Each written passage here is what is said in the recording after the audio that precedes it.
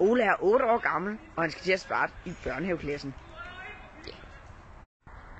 Peter, kameramand og fortæller. Jens, skolens bølle, plejer at ryge bag skuret. Jesper, den billige elm. Eger, den ligegyldige statist. En helt almindelig dag for Ole. Ja, jeg hedder Ole, og jeg er 8 år gammel, og jeg kunne virkelig godt tænke mig at blive landmand. Det er Oles første skoledag, og Ole er på vej i skole. Ja, og jeg glæder mig sådan til min første skoledag. Og hold kæft, hvor skal jeg bruge.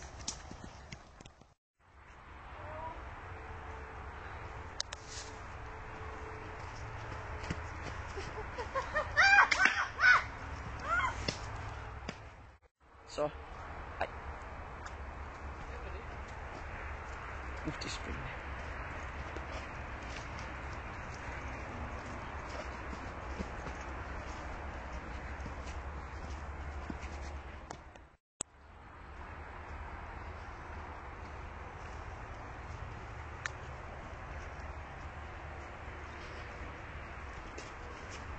Er det ikke Ole fra Lolland? Og Jens i siden af.